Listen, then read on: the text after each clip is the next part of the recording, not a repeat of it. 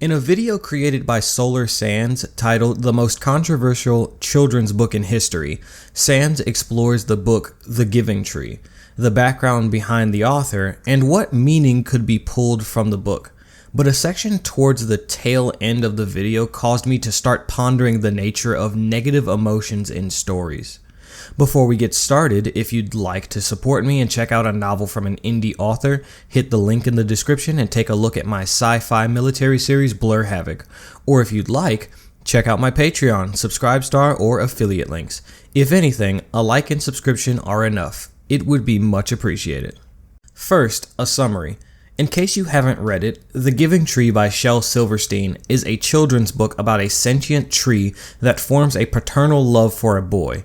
When he was young, the boy would play and spend time with the tree, and this made the tree happy. But as the boy grew into a man, he spent less time with the tree, yet still demanded things from the tree. Money for material things and fun, a house for a wife and children, and a boat to sail away when he was old and tired. Although the tree did not have these things, she gave the boy the means to get these things. Her apples could be sold for money, her branches could be used to build a house, and her trunk could be carved into a boat. Yet at no point does the boy reciprocate or even thank the tree for helping him. Even still, the tree was happy to oblige every time. However, when the tree gave the boy her trunk when he was an old man, the book says, "And the tree was happy, but not really." A long time had passed and the boy was old and decrepit. The tree regretted informing the boy that she had nothing else to give him, as she had given him everything she could. The boy simply asked for a quiet place to rest, as he was old and tired. The tree, who was nothing more than a stump at this point, gave the boy what he asked for, allowing him to sit on her. And the tree was happy. The end. Now, the reaction to this book has been one of the most divisive responses to any story I have ever seen. If there is an opinion you could make up for this book, someone probably legitimately has that opinion.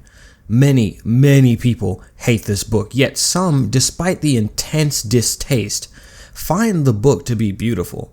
Mainly because so many interpretations of the theme can be extrapolated based on your own personal lens. I personally view this book as a story of how every relationship does not have to be equal per se. Not all relationships are transactional, symmetrical, or one-to-one. We go into relationships looking for different things. If you noticed this like I did, the tree was always happy except for one instance, when she thought the boy was going to leave for good after he took her trunk to make a boat. Every time the boy left before, there was always the chance that he could come back, giving the tree some semblance of hope. But here, the boy asks the tree for the explicit means of leaving and never returning. She may have been upset because she realized that this meant her and the boy would no longer spend time together and there is zero chance of him coming back. The times when the boy asked for things may have been brief reunions, but she still got to see him and spend a little bit of time with him, but him being gone forever probably crushed her. Another interpretation is that the tree is unhappy because the boy is unhappy. If he got a wife and child, why does he want to sail away alone to die? If he made money, why does he want to leave civilization and not spend it? And in all honesty, it could be both. Seeing the boy the tree loves like her own as this shriveled, disheartened old man could pain her, and knowing that she will never spend time with him again could make her very unhappy. However, what's just as interesting as what we are told is what we are not. When the boy is older, it is never stated whether the boy loves the tree back or not. He is not our point of view character, so his emotions and headspace are never expressed to us unless he verbally does so, or we have to take the narrator's word for it. It is never stated if he successfully sold the apples or if he managed to get a wife and child. We don't even know if the boy is happy with all the things the tree is giving him. This ends up, whether intently or not, painting the boy in a very antagonistic and opposing light. Some have likened this relationship between parent and child, while others have compared it to an abusive relationship. But I figure there are some non-familial and less harmful situations in which a relationship like this could be formed. There are people who find great joy in simply giving to people, knowing they're making other people happy. For example, a character like Sayori from Doki Doki Literature Club. She is very similar to the Giving Tree. She is willing to give nearly anything as long as she gets to spend time with the people she loves.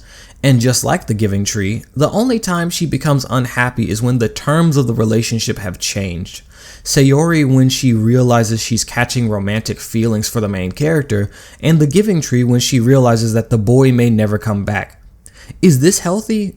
Clearly not, as Sayori ended up, well, a little tight around the neck if you catch my drift, and the Giving Tree ends up gutting herself in a bid to keep the boy around longer. It's quite a complicated message for a children's book, isn't it? Now let's bounce back to Solar Sand's video. His mother found the Giving Tree so thought-provoking that she had a book club meeting on it, and the reactions are what piqued my interest in the concept behind this video. But I didn't remember the end.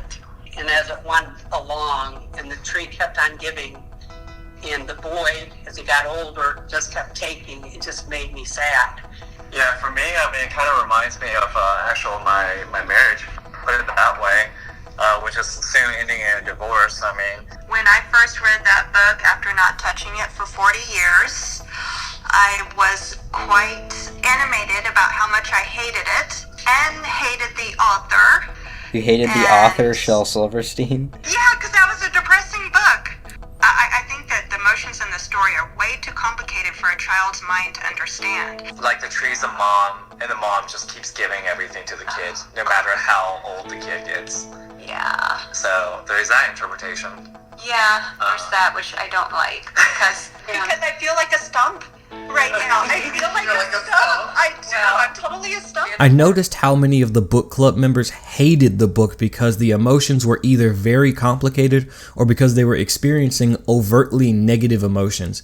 And to that I ask, but why does this make you hate the book? Multiple respondents stated that they didn't like the way the tree was being treated.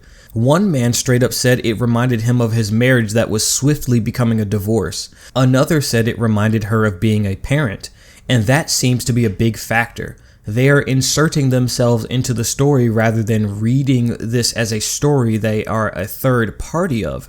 This isn't a problem, but it can get in the way of appreciating a story that has complicated emotions attached to it. Yes, it sucks to get used, but who said the tree was getting used?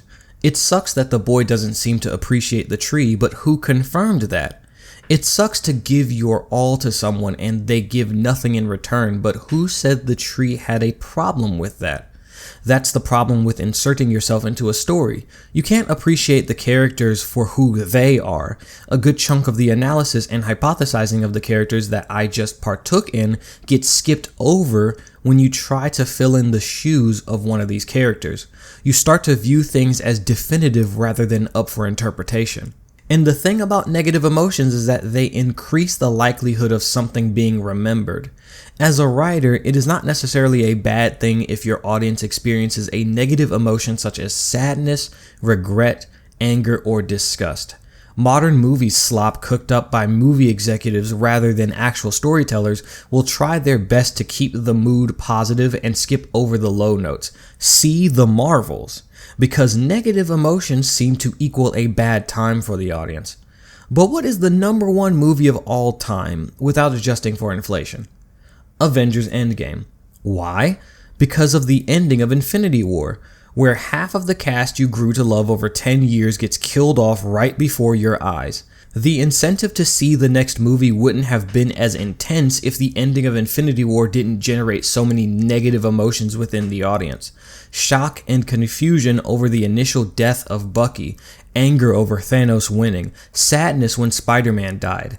If the Avengers won as usual, there is a lesser chance of you remembering that year-long period where the world held its breath to see how that massive cliffhanger got resolved. Now I want to take a turn to talk about a personal favorite when it comes to stories that invoke a negative emotion in me. I want to talk about the Cyberpunk 2077 ending titled The Tower.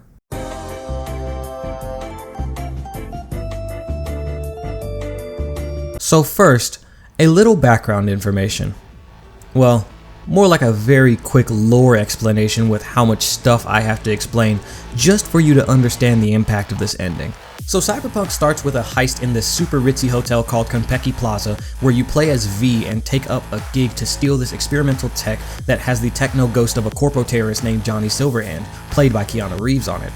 Heist goes eggs up, tits up, dick up. Corpo demigod Saburo Arasaka gets fragged by his own son Yorinobu. Security floods the place, the case with the experimental biochip gets damaged, the client tells V to keep it warm in one of your Neuralink SD card slots, so your best friend Jackie does so. Once V finally escapes, Jackie dies from his wounds, but not before transferring the biochip to V's head.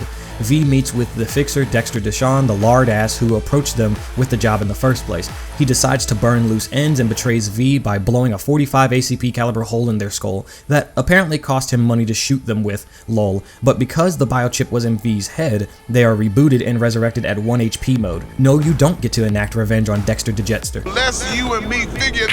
Good news, V is alive. Bad news, remember that techno ghost of the corpo terrorist I mentioned earlier? Well, his ass just activated in V's head, so now there are two people sharing one brain, and it's killing V slowly. So now the objective of the game is to find a cure for V.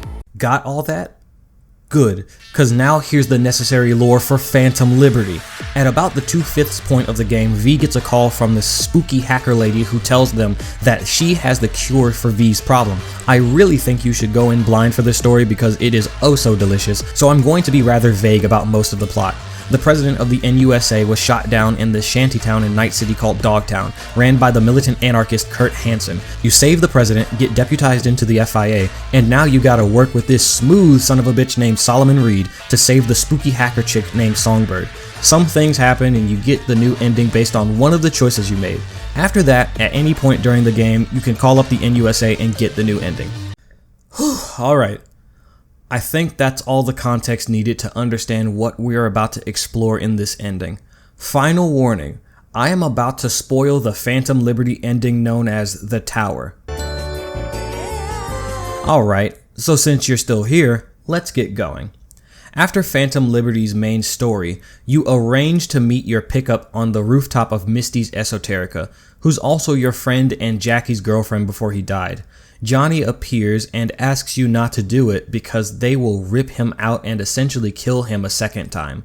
Because my V has a good relationship with Johnny, he doesn't like the fact that Johnny has to die for him to live, but he does want to live. When V makes the decision, you can see that Johnny is having a hard time concealing the fact that he's afraid to die a second time. The first time, he didn't see it coming. But the second time, he can see that bullet flying at him from a mile away. But he somewhat quickly swallows his fear and accepts V's choice without the usual chewing out that Johnny would give him. While Johnny is processing his fate, you are given the opportunity to contact your love interest and let them know that you're going to be out of town for a while. For this playthrough, I romanced Carrie Uridine, bandmate of Johnny Silverhand back when they were in the group Samurai together. My V likes them dilf. You can also text Victor Vector, V's friend and Ripperdoc, a person who specializes in installing implants and augmentations into the human body, which is an interesting choice now that I think about it. Time passes and the NUSA AV flies in to pick you up. Solomon Reed is noticeably absent from the party that greets you. V enters the AV and the doctor performs diagnostics on their nervous system. Listen to what terminology he uses. The damage is apparent, but looks fixable. Fixable. Right. Johnny requests that he gets one last look at Night City. V requests they open the door on Johnny's behalf and the two watch as the skyline of the malevolent city passes below. Johnny seems to go on one of his typical lectures, but I decided to play as a V who wants Johnny to face what is happening with a sense of sincerity and candidness, instead of the usual stoic persona he puts up. Johnny tells V that he just wants to be a man of his word. He said he was going to stick with them till the end, and this is that end. He's just happy that he can call V his friend. My V pushes Johnny to be honest about what is happening here. V is killing Johnny, but Johnny respects V's bodily autonomy. He recognizes that this was always V's choice. V asks how Johnny can be so calm about all of this. Johnny's answer is quite interesting. Honestly, always felt death breathing down my neck. That's why I lived like every day was my last. But now, first time in fucking forever, I feel at peace.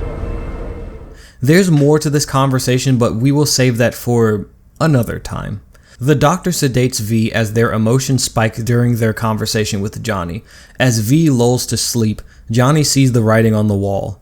He asks V to do one thing before he leaves. Not asking you to never give up.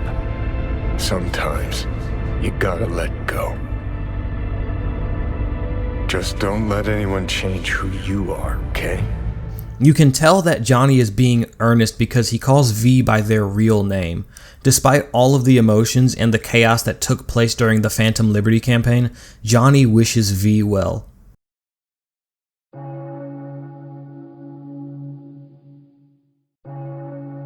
Welcome to the tower. V wakes up to a quiet hospital room. The sun shines brightly outside the window. V is greeted by Solomon Reed. Reed grabs V's hand. If you're familiar with Reed's character design, you'll immediately notice that something is not right.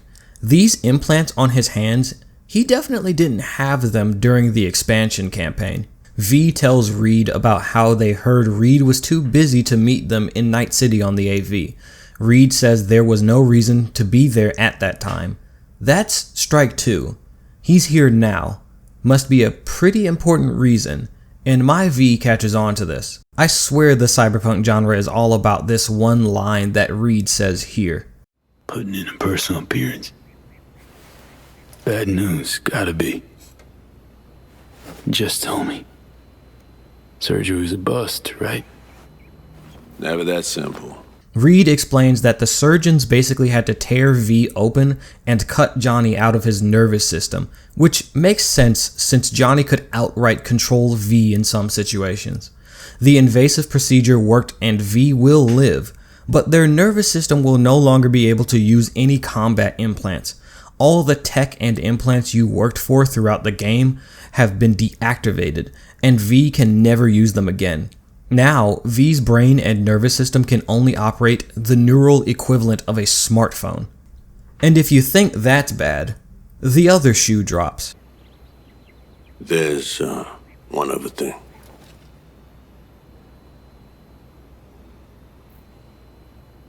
You were out for 2 years. It's 2079. V has effectively lost 2 years of their life. You get given a myriad of options from showing disbelief to quipping to even blaming the FIA for lying to V. Reed says he wishes he could help V, but he can't in this regard. This is V's life now. And V can respond with frustration to how often they hear that people want to help but can't. V tries to stand up, but they haven't moved in 2 years, so their legs fold and they crumble to the floor. In distress, V can ask when they can go back to Night City, but Reed warns them that they may not want to do that since they don't stand a chance when a homeless dude with their dick out can be chromed up cyberpsychos in disguise. Reed offers an alternative: stay in Langley, Virginia and work with the FIA. It would be a secure job, safety from the dangerous dystopian world outside, and benefits beyond imagination. V expresses frustration. They want their old life back. They know being a desk jockey and errand boy is not for them. But Reed says something crucial. This isn't my life, Reed. But it could be, given your old one is long gone. My V wasn't sure of the offer as well, we got to this point through rather violent means. V decides to head back to NC, but before that, you can call all of your friends and see if you can meet them in NC. And yeah, this is when shit gets rough. V, I'm in Pittsburgh, and I'm married. You have reached Pan Am Palmer.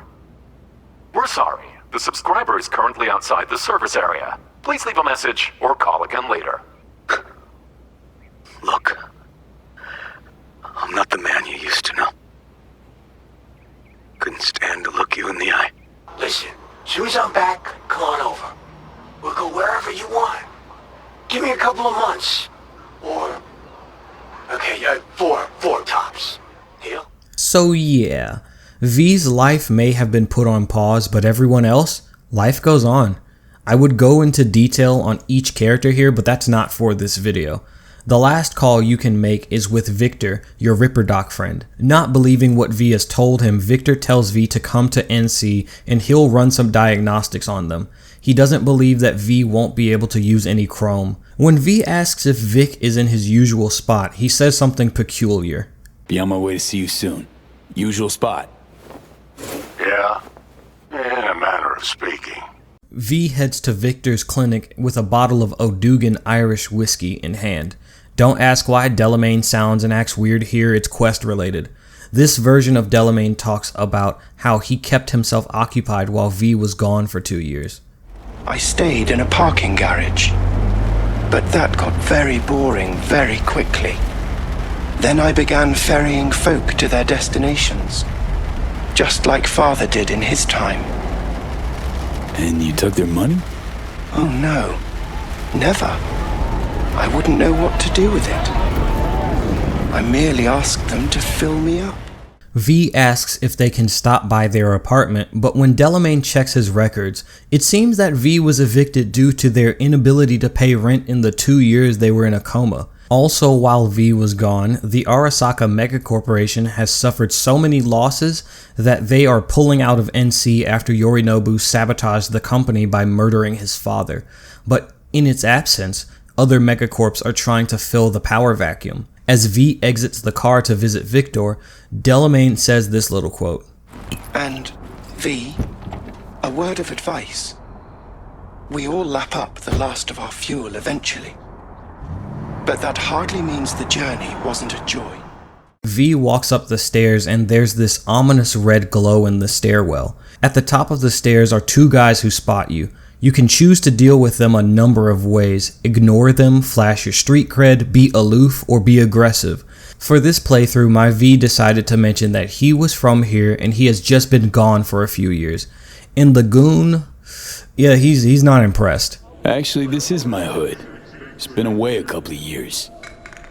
They're like forever to us, dog. So no, you ain't no known quantity. V enters where Misty's Esoterica is supposed to be, only it's been replaced with a Zetatech clinic. V meets with Victor, and he's ecstatic to see them. When V hands Vic the bottle, the first thing he mentions is that there are now rules. They have this rule, no drinking anywhere in the clinic. I could get reprimanded. Ooh. But then he realizes what type of drink he's holding. Well, hang on a minute. Oh, same one Jack and I knocked back. Championship bout for the middleweight title. Malone vs. Kano. Remember it as if it was yesterday. V and Victor realize that 2 years ago feels so different from the stark contrast of today. V can then ask Vic what happened to Misty, and he delicately explains his retelling of the events. So, Misty, what happened? She, moved out not so long ago. Well, almost. It drops in occasionally to collect another box of straggling sundries. Visits are rarer and rarer, though. Remember how he describes it. V sits down and Vic begins the diagnostic. While the tests are running, the conversation that is had between the two gets rather dark. My V expressed disdain in losing everything he worked hard to obtain. Vic kind of discounts V's worry and tells him that he has time because he's young. V starts to prod a little bit and asks some questions that make Vic uncomfortable. My V was also a corpo in his past and expresses confusion with Vic for chaining himself to a corp when he's as skilled as he is. Vic gave Zetatech the quote-unquote go-away price, but they had the money and acquired his shop anyway. Vic reveals that a part of the reason why Misty left was due to the intense and drastic changes happening around her. She stopped being happy, so she packed up and left. Unfortunately, Victor confirms that V has gone implant deaf. The FIA were right. My V knew not to get his hopes too high, but Vic says something oddly hopeful. Not good. You have to believe there's something out there for you. Self-delusion? That's what you advise? No. I just want you to accept your reality. My V states that he's struggling to accept these changes, but Vic says that an attitude like that can only bring pain. Another patient of Vic's, dressed from head to toe in Zeta Tech gear, enters the room and appears to have been injured in some way. Vic begs her to come back later so he can spend more time with V, but the Corpo strictly informs Vic that he's on contract, which is a very, very nice way of saying, do what the fuck I just told you to do, or this gets ugly very quickly. V gets out of the way to spare Vic any punishments. Vic tells V to stop by any time. With how this ending has gone so far, let's see how well that statement ages. If you stick around and listen to V and the Corpo's conversation, you'll hear a tone change in Vic's voice. Guess you landed in some kind of shitstorm. What can I tell you? Petrochem Cox fucked us. Believe I told you your numbers were low. They grabbed a better position. Pure fluke. I got hit. Can't even tell where. But moving's hard. Limited. You're driving yourself too hard. I'll want to hear your song after they've made me chief of security. We'll see. Now, if you don't mind, a little silence. So none of your stale jokes, digs, put-downs? I'd just rather not chatter. Know your style, Ripper. You always seem to Like I said, I prefer no chatter. This is some good dialogue here. The Corpo is almost solely focused on her career, ambition, and aspirations. Vic talks about her well-being and health. Although the Zeta Tech Corpo scoffs at Vic's concern, she realizes he's colder than usual. It seems that the Corpo took Vic's warm personality and hospitality for granted and didn't realize she enjoyed it until it was gone. As V leaves, the two goons that harassed V before try to rob them simply because they came out of a Corpo Ripper clinic. No matter what V does, they can even give them the money they want. They will still punch V in the face and knock them down the stairs.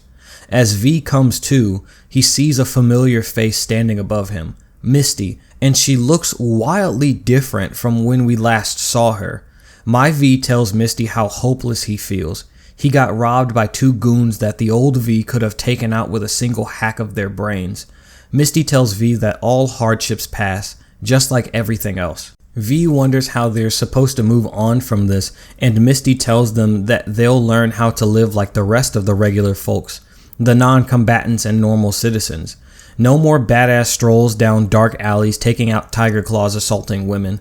No more running towards the sound of gunfire to zero a squad of Maelstrom gang goons robbing a store. V is just V now, a normal person. Misty tells V she's moving to Poland. She's out and out leaving Night City just like Judy does. V asks if Misty was dropping by to see Victor, and now we hear her recollection of the conversation. Vic said you weren't okay with the changes. Said you'd parted ways. Yeah? Interesting way of putting it.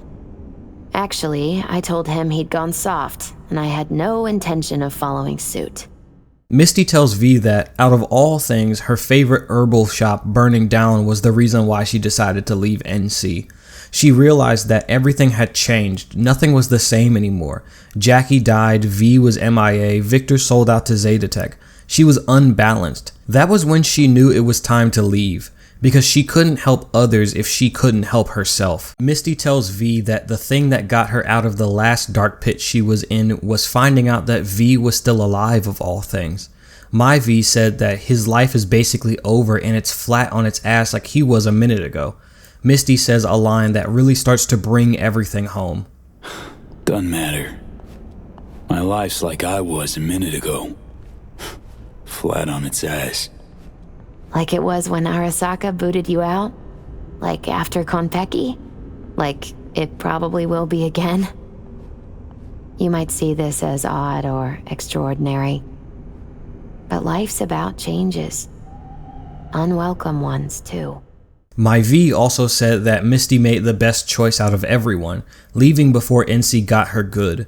Seeing as Vic is now a corpo slave and Jackie's dead, there may be a point here, but Misty tells V that there's nothing tying him to this city. He can just leave. My V entertains the idea of traveling the world instead of chaining himself to NC. He even hypothesizes that he may find the new V somewhere out there. V and Misty head to Misty's taxi, where the two have their farewells. Misty asks V if they still have the pendant she gave them at the beginning of Act 2, the one that had the bullet Vic pulled out of V's head. Despite me picking it up back in Langley, my V has lost it on the way to NC apparently. Misty tells them not to go looking for it because it doesn't matter anymore. As Misty leaves, V ponders on the new possibilities of being one of the faces in the crowd. As V walks away from the camera, they seem to disappear in the crowd of people.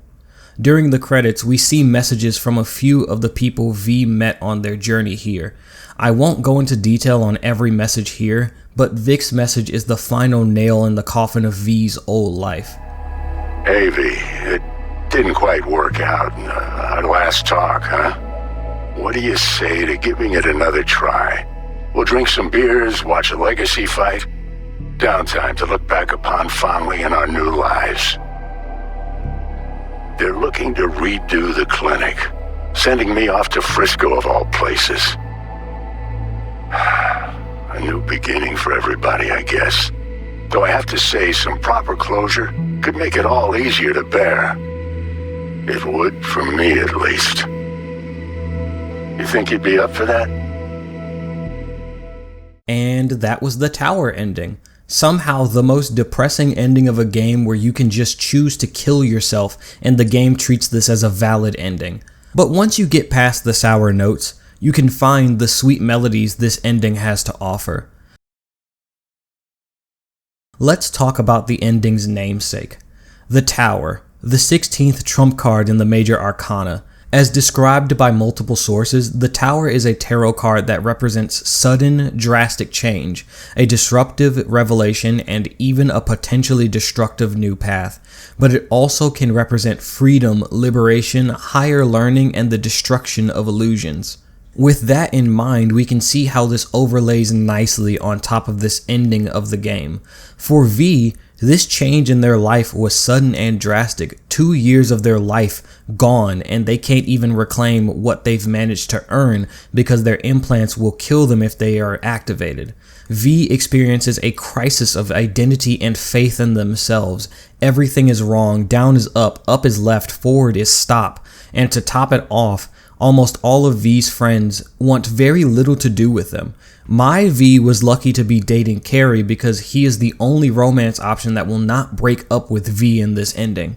And even the few constants in V's journey, Misty and Victor, were changed drastically during the 2-year gap. Victor was bought out by Zetatech and lost most of his identity in the process, and Misty has become unbalanced and lost a part of who she was. Spoiler alert, Misty in the base game would not tell Victor he was going soft. She doesn't even go that hard on V for siding with Arasaka in the Devil ending when Arasaka was basically responsible for her boyfriend's death.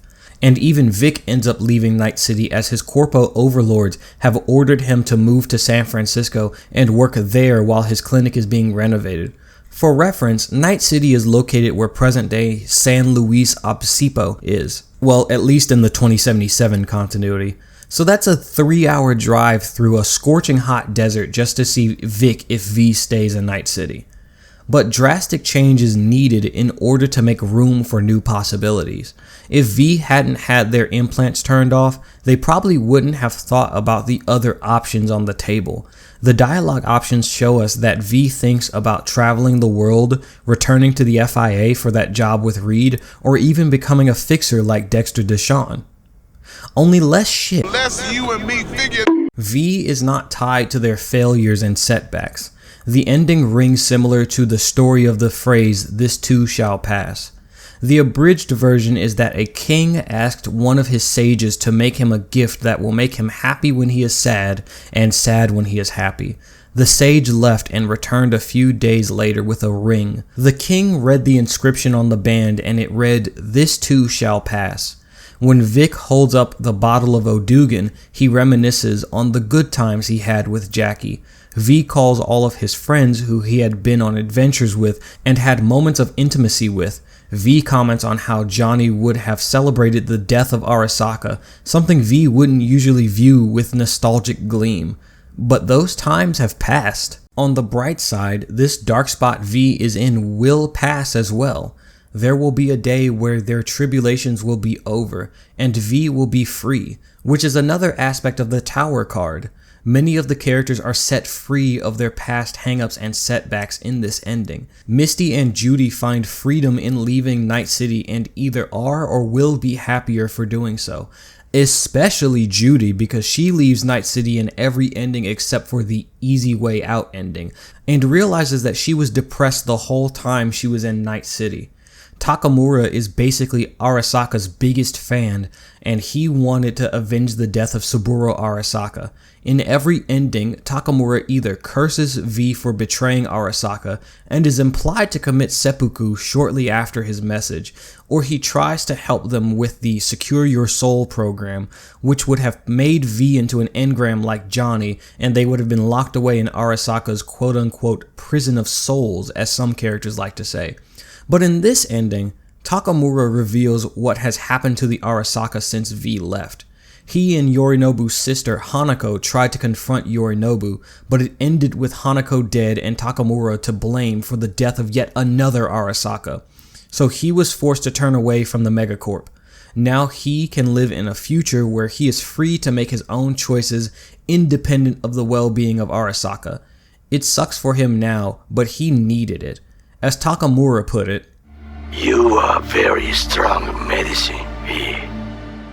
Even Johnny is now free. As he says on the flight to Langley, for the first time in a while, he's at peace. No more screaming and cursing about Arasaka, no more of the heartbreak of knowing that nobody gave a shit about him in the long run, and no more being a burden on someone for simply existing. For someone like Johnny, who always needed some kind of enemy to take down, death was the only way he was ever going to experience peace. And unlike the first time he died, the second time he sees it coming. He's had time to prepare himself and come to terms with his story being over. And as V starts to fall asleep, Johnny tells him one last thing. Sometimes you have to let go and be true to yourself. V has to let go of the person they think they are, the person they expect themselves to be in order to be true to the person they actually are. V is not V the Edge Runner. V is just V, a human being that changes, ages, and experiences ups and downs.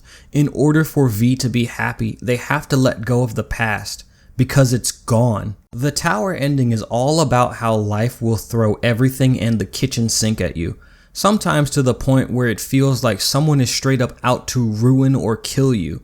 But this crisis is meant to pave the way for something new, exciting, and even better than what you did before. It's supposed to free you from the preconceived notions of what your life was supposed to be. So you didn't get that promotion.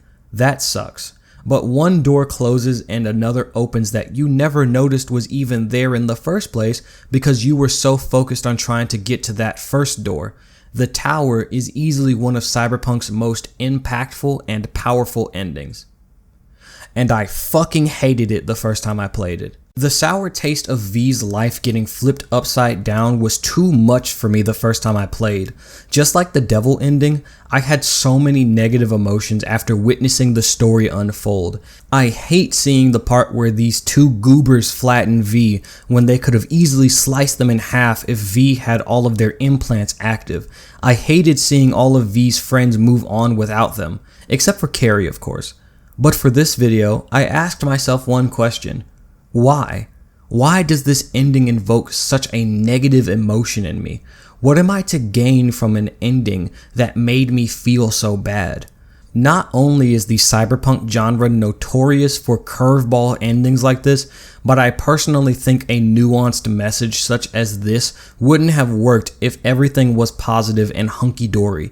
If you want a more positive ending, look towards the sun or the star endings, or the secret ending if you've got the gumption.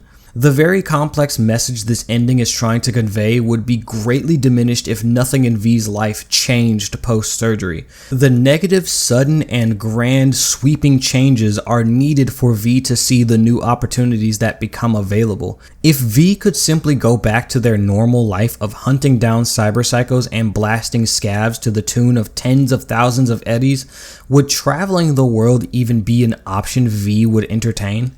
I know some in the audience are not religious, but there's a verse in the Bible that can attest to this process. We may make our plans, but God has the last word. Proverbs 16:1. Be it the cards, fate, destiny, God, or whatever or whoever, the wills of the universe make these changes for whatever reason. It's up to us to make of it what we can.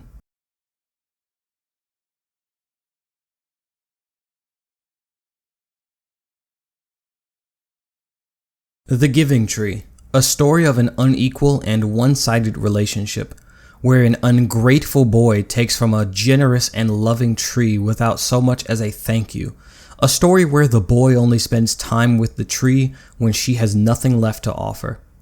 Or conversely, The Giving Tree, a story about a loving tree who only wants to see her boy happy, where she wants to give all she can just to keep him happy, where all she needs to be happy is the boy's presence and attention.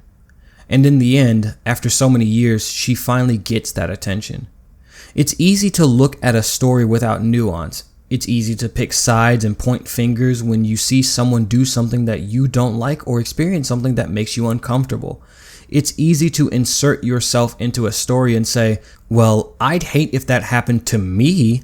But stories that engage your negative emotions like sadness, anger, disgust, hopelessness, shame, and the like help you explore a side of yourself and a side of life that you never thought was possible. It's like a cigar.